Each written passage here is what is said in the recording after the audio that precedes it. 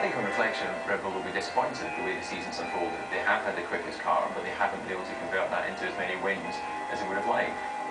9 poles and 5 wins is a great ratio in anyone's book. Of course, you would prefer to have 9 plus 9. Shock horror, there's rivalry in Formula 1. Whoever would imagine that, and especially between teammates, of course, that's the first person that you have to beat. The only guy that's got the same car as you. So as you look at the season unfolding, if we go back to Malaysia, I think that was a sort of key moment in the battle between Sebastian Vettel and Mark Webber. And Vettel has got the jump on his teammate already. And Mark will be angry with himself there. He opened the door and Vettel just walked straight through it. That was the point, I think, that Mark realised he really has to fight for this championship. Was the most difficult moment for Red Bull was the incident in Istanbul. Oh, did it come together? What was going on there? Extraordinary. Immediately after that, there was the Austrian side saying it was Mark's fault. There was the British side saying it was a racing incident. There will probably be a difference of opinion until we go to our graves. It really did show for the first time the growing pains of being a new team into the battle for the World Championship.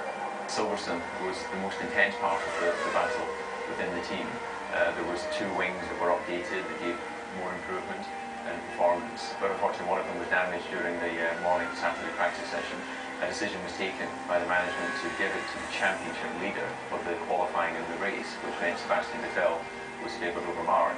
Down is the checkered flag for Mark Webber. He was seething in qualifying yesterday, but he's successful on Sunday, and he's won at Silverstone. Fantastic guys, not bad for a number 2 driver. Cheers. Do you think your manager's smile now? From time to time we all say things that, on reflection, you would regret saying that are not going to be in the best interest of the team. But what remains an open question is Mark's strategy going to be the strategy that ultimately allows him to find the balance to really battle Sebastian for this championship?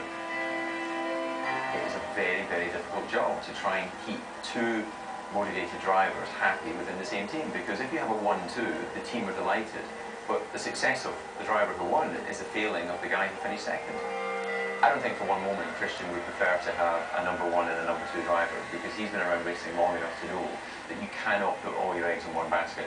Ultimately, it's the right way to go racing, and it's what we want to see. We want to know who are the better drivers, who are the guys that in an ideal world, we're all in the same car, are going to be the ones that win the World Championship.